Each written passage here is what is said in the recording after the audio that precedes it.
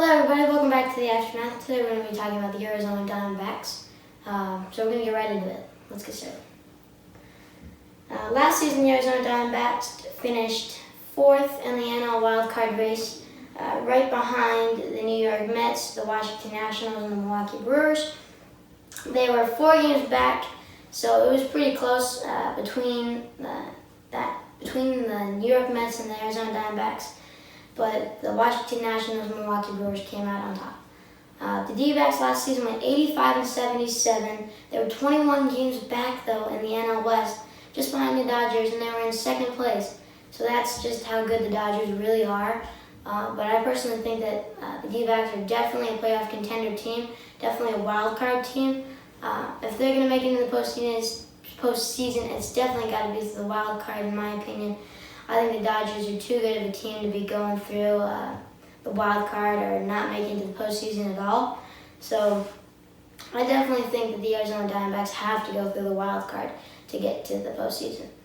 Anyway, let's hop into some stats. The D-backs signed 2 major players last season, this off-season. They signed Madison Bumgarner and Cole Calhoun. We're going to go over Madison Bumgarner's stats right now, but we'll go over Cole Calhoun's stats in a second. So let's hop right into Madison Bumgarner's stats. Last season, he went 9-9 with a 3.90 ERA, 34 games, and 34 games started, no saves, a 207.2 with 203 strikeouts with a 1.13 WHIP. Those are some great stats in my opinion. The strikeouts were definitely through the roof, with 203. With the innings pitched being 207, that's at least 1 strikeout an inning. I think that's really, really great. I think that he could definitely be a big piece for the Arizona Diamondbacks franchise. I think he got a good amount of money. He signed a 5-year deal. I think that that's going to be absolutely amazing for the D-backs. He's going to be 35 when his contract expires, so I think he might have 2 or 3 years left in him after that. But after that, I think he's done. But besides that, I think he's just going to be really great for the D-backs. I'm surprised he left the Giants, so that for sure he's going to accept that Giants trade. But I'm glad he went with the D-backs. I think that that's going to be a pretty excellent trade pretty excellent pickup for the D-backs. And hopefully they needed a starting pitcher, and hopefully that he can withstand everyone's expectations.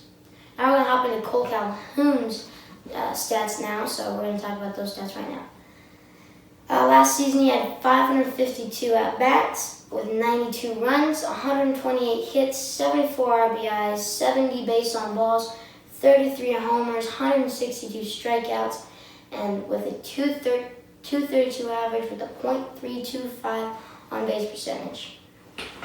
Now, don't get me wrong, I think Cole Calhoun is an excellent player, but I just think those stats were not his best. Definitely not his best. I think that the home runs are great. I think that for his price, I think that's pretty all right. The 552 at-bats, I think with the D-backs he's going to get a bit more. 92 runs, that's all right. That's all right, I think. 128 hits, I think that he should bring that up to 200, especially for his 552 at-bats. I think he should definitely bring that up to 200. 74 RBIs, it's all right as well. 70 base on balls, that's good. I think that those are good right there. But 162 strikeouts, oof, that's where it really gets me for him. I think that the D-backs should not have signed someone with so many strikeouts. I don't think that's a deal breaker for me. I think the 162 strikeouts, I think that he should bring those way, way down. I think he should have more hits than he has strikeouts. But he has more strikeouts than he has hits this season. By quite a few as well. It's not close.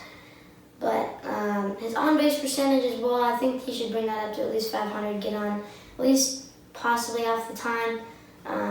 But the average also needs to come up. I think if he can get that up to 300 or 250 at least, maybe 260, 275, I think anywhere in there would be a really great deal. But it's just, I think he's getting old. He's all right. I think that he'll be